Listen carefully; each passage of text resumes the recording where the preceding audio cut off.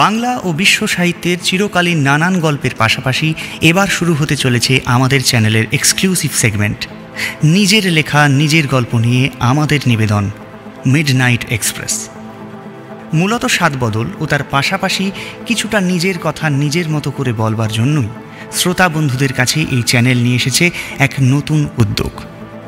অতএব দেরি না করে টিকিট কেটে জলদি উঠে পড়ুন, ট্রেন আর কিছুক্ষণের মধ্যেই ছাড়বে। মিডনাইট এক্সপ্রেসে আমাদের আজকের নিবেদন বাইক আস্তে চালা।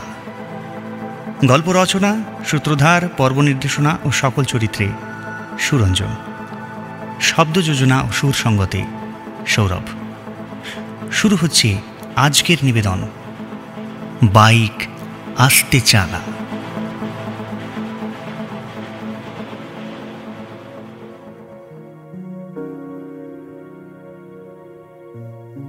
এ গল্প যাকেই বলবো কেউ বিশ্বাস করবে না।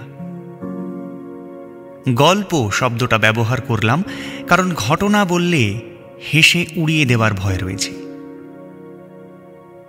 আশ্চর্যজনকভাবে শুনতে সবাই ভালোবাসলেও বিশ্বাস করতে কেউ ভালোবাসে না। বন্ধু বান্ধব আত্মীয় স্বজনের কাছে পাগল বলে নিজেকে প্রতিপন্ন করতে ইচ্ছে করে না। তাদের বাঁকা চোখের চাউনি নিজের বিশ্বাসের ওপর প্রশ্ন তুলে দেয়। কেউ কেউ আবার বলে, ডাক্তার দেখাও, এ বয়সে এই অসুখ তো ভালো নয়। ঠিক, এ বয়সে এই অসুখ ভালো নয়। আমার বয়স ৩৫, পেশায় ফুড ডেলিভারি বয়। এ পেশার সঙ্গে যারা যুক্ত তারা আমাদের কাজের ধরন জানেন। পুরো কাজটাই কমিশন বেসিস। যত বেশি ডেলিভারি তত পয়সা। প্রবল চাকরিহীনতার বাজারে এই পেশায় সংসার চালাতে গেলে ডিউটি আওয়ার্স বলে কিচ্ছু থাকে না। রাত বিরেত, কানা রাত, ভোর আমরা খাবার পৌঁছে দিতে প্রস্তুত থাকি যে কোনো প্রকারে। আপনারা ঘরে বসে অর্ডার করলেই শুরু হয়ে যায় আমাদের কাজ। যে কাজ এ রাজ্যে আমাদের মতো হাজার হাজার লোকের মুখের দিকে চেয়ে থাকা পরিবারের সদস্যদের মুখে ভাত জুটিয়ে চলেছে আজ বেশ কিছু কাল হল। গল্পে আসি। সেদিন প্রায় 11:15 নাগাদ বিরিয়ানির অর্ডার পড়েছিল দমদম ক্যান্টনমেন্ট এরিয়ার বেশ খানিকটা ভেতরে। আজকাল অ্যাপের জিপিএস লোকেশন ঠিকমতো দেখায় না। তার উপর ক্রেতা ততক্ষণে মদ খেয়ে এতটাই বেসামাল যে সঠিক ঠিকানাটুকুও বর্ণনা করবার মতো অবস্থা তার নেই। যাই হোক, ডেলিভারি লোকেশন এবং কাস্টমারকে খুঁজে পেতেই বেশ খানিকটা সময় চলে গেল। অর্ডার ডেলিভারি দিয়ে বাইকটা ঘোরাতেই আবার অর্ডার ঢুকলো দেখি। ক্যান্টনমেন্টের নতুন বাজারের কাছে একটা বড় রেস্টুরেন্ট থেকে খাবার নিয়ে যেতে হবে বেদিয়াপাড়ায়। লোকেশন ধরে পৌঁছলাম রেস্টুরেন্টে। খাবার প্যাক করে যখন বেদিয়াপাড়ার দিকে এগোচ্ছি তখন ঘড়িতে সময় 12:30। যে জায়গাটা মার্কড লোকেশন দেখাচ্ছে সেটা আমার চেনা। কাজেই জিপিএসের তোয়াক্কা না করে বড় কাঠপোল পেরিয়ে বাগজলা খাল হয়ে বেদিয়াপাড়ায় শর্টকাট মারতে গেলাম। আর সেটাই হলো কাল। বাগজলা খালের কাজটা বেশ নিরিবিলি। ইদানিং জনবসতি বাড়লেও সে সময় ছিল একেবারেই ফাঁকা। তার উপর মাঝরাত। আশেপাশে খুব বেশি লাইট পোস্টও নেই। অগস্ট মাস। গতকালই কয়েক পশলা বৃষ্টি হয়ে গিয়েছে। আবহাওয়া এখন বেশ ঠান্ডা। আশেপাশে কোথা থেকে যেন এক নাম না জানা ফুলের গন্ধ ভেসে আসছে। শব্দহীন নিশুতি রাত। খালের ধারের জঙ্গলে দু একটা জোনাকি দেখা যাচ্ছে। বাকি অঞ্চল সম্পূর্ণ ঘুমন্ত, নিঝুম। এরকম ঠান্ডা পরিবেশে বাইক চালাতে বেশ লাগে। এই বেশ লাগা থেকেই একটা হিন্দি গানের সিটি মুখে ডান হাত ঘুরিয়ে বাইকের স্পিড বাড়িয়ে দিলাম। খাল ধরে কাঠপোল পেরিয়ে বাঁদিকে একটা বিরাট অশ্বত্থ গাছ, সেটাকে কোণে রেখে সদ্য রাস্তাটা ঘুরতে যাব, হঠাৎ অনুভব করলাম আমার ঘাড়ের কাছ থেকে পিঠ পর্যন্ত একটা অদ্ভুত জ্বালায় চামড়া ফেড়ে যাচ্ছে যেন। যদি কোনো কাঁটা অথবা নখ দিয়ে আঁচড় কেটে চামড়া চিরে দেওয়া হয় তাহলে যেমন হবে, ঠিক সেরকম। আমি তোয়াক্কা না করে বাইকের গতি আরো বাড়াতে গেলাম। ঠিক সেই মুহূর্তেই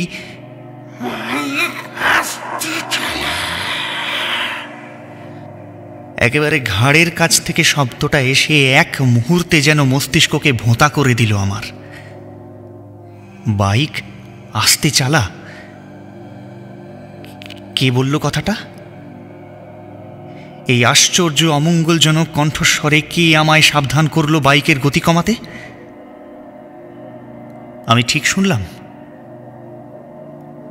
নাকি নাকি নাকি আশপাশ থেকে বয়ে চলা হাওয়ার ঝাপটা আমার কানকে ভুল শুনতে বাধ্য করল? আমি ভয়ে ভয়ে আবার অ্যাক্সিলারেটরে হাত ঘোরাতে গেলাম।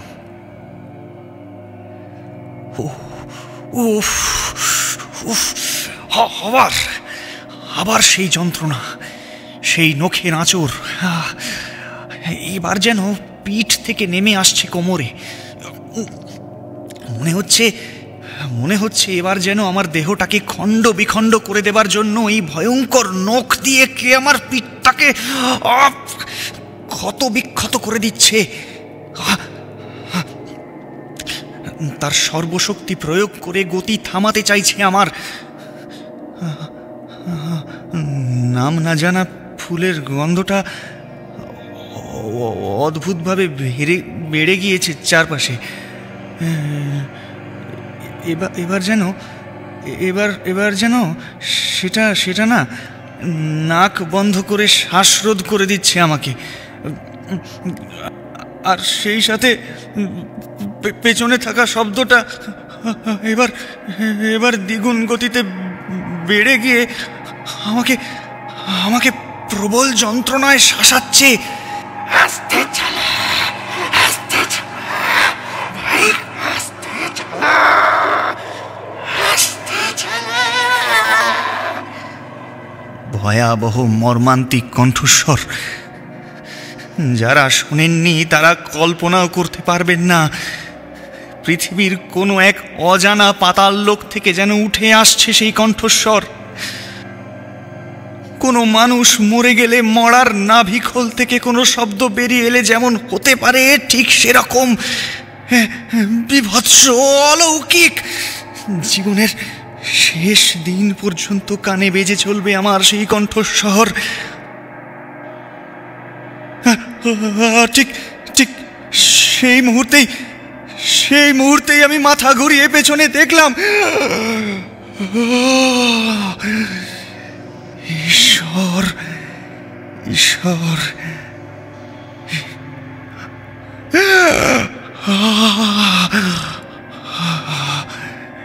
ঈশ্বর, ঈশ্বর, ঈশ্বর। প্রার্থনা করি সেদিনের স্মৃতি তুমি আমার মুছে দাও। আমি বিশ্বাস করতে চাই সে ভয়াবহ রাত আমার জীবনে কোনোদিন আসেনি। আমি ভুলে যেতে চাই অগস্ট মাসের সেই তারিখ, সেই সময়, সেই যাত্রা, সেই বিভৎস মুখ, যা আমার জীবনের শেষ দিন পর্যন্ত আমার স্মৃতিতে থাকবে। আমি চলে গেলে স্মৃতিও চলে যাবে আমার সঙ্গে। ততদিন আমি ভুলবো না, ততদিন আমি ভুলবো না, ভুলতে পারবো না। আমার বাইকের পেছনে ভাসতে ভাসতে বসে চলেছে এক অমানবিক নারী মূর্তি। তার চোখ দুটো সাদা, নাকের কাছ থেকে ঠোঁটের উপর পর্যন্ত অংশ এক অসম্ভব ত্রিভুজ তৈরি করেছে গোটা মুখটার সাথে। সেই মুখের ওপর জমা শত শত বছরের বিদ্বেষ, ঘৃণা, জিঘাংসা। মাঝে মাঝে মাঝে মাঝে উড়ে আসা বিপুল আয়তনের শনের মতো চুল খয়েরি দাঁতের ফাঁক দিয়ে এসে মুখের ভেতর ও বাইরের অংশকে ঢেকে দিচ্ছে। আর সেই অতি লৌকিক ভয়ঙ্কর হাঁ মুখের ভেতর থেকে বেরিয়ে আসছে পাতাল থেকে উঠে আসা মর্মান্তিক সাবধান বাণী, বাইক আস্তে চালা, বাইক আস্তে চালা, বাইক আস্তে চালা, আস্তে চালা, আস্তে চালা, আস্তে চালা।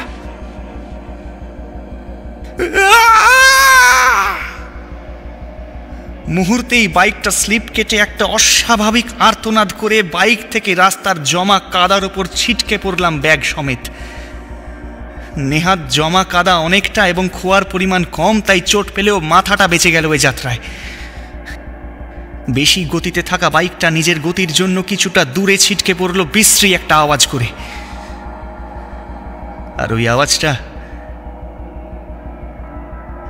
ওই আওয়াজটাই আমার ওই রাতের শেষ স্মৃতি। মুহূর্তেই আমার চোখ হলদে এবং নীল আলোয় ভরে এলো যেন। তারপর একটা কালো পর্দা, তারপর আর কিছু মনে নেই।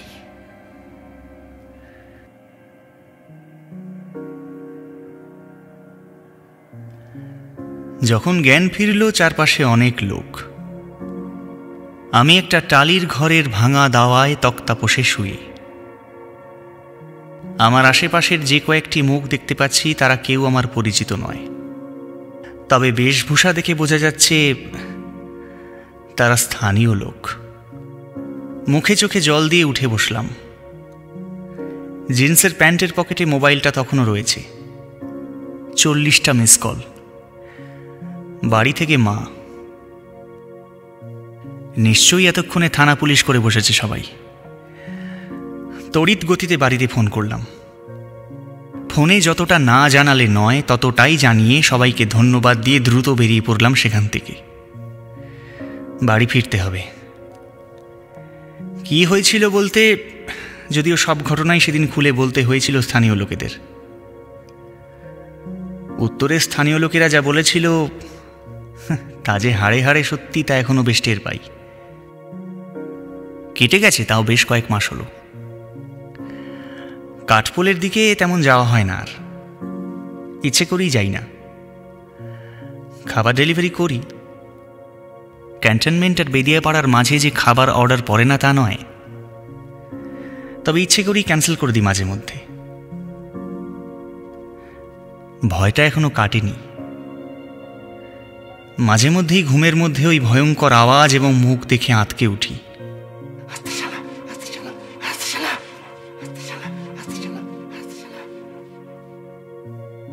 ঘুম ভেঙে যায়। উঠে জল খেয়ে শুকনো গলা ভিজিয়ে আবার শুতে যাই। কোনো দিন ঘুম হয়, বেশিরভাগ দিনই হয় না। এভাবেই চলে যাচ্ছে দিনের পর দিন। এক আত্মীয়কে ভরসা করে বলেছিলাম একদিন। সে বলল, ডাক্তার দেখাও, এ বয়সে অসুখ তো ভালো নয়। ডাক্তারও দেখিয়েছিলাম, ওষুধও খেয়েছিলাম বেশ কয়েকদিন, কিছু লাভ হয়নি। তাই ছেড়ে দিয়েছি ওষুধ, আর খাই না। মাঝে মাঝেই রাত্রে স্বপ্নে যখন ঘুম ভাঙে, কাউকে কিছু না বলে উঠে বসি, বারান্দায় যাই, চারিদিকে সাহস করে তাকাই। না, কিচ্ছু নেই। পৃথিবী চলছে তার নিজের খেয়ালে। কোথাও কোনো গলদ নেই, এতটুকু ফাঁক নেই কোথাও। সাহস বাড়াই, মন শক্ত করি, নিজেকে প্রশ্ন করি ততক্ষণ যতক্ষণ স্বপ্নের ভেতর থেকে মস্তিষ্ক হয়ে ঘোরালো নিঃশ্বাসের মতন বেজে চলেছে সেই ভয়ানক শব্দ,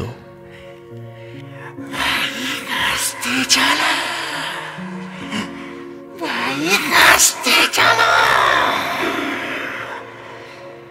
বাইক আস্তে চালা। সেই সাথে মনে পড়ে যায় সেই স্থানীয় একজনের সাবধান বাণী। ও অসৎ গাছের ডাকিনী চুড়েল, একবার যাকে ধরে সারা জীবন আর তাকে ছাড়ে না। ও আপনাকে কোনোদিন মুক্তি দেবে না দাদা, কোনোদিন মুক্তি দেবে না, কোনোদিন মুক্তি দেবে না।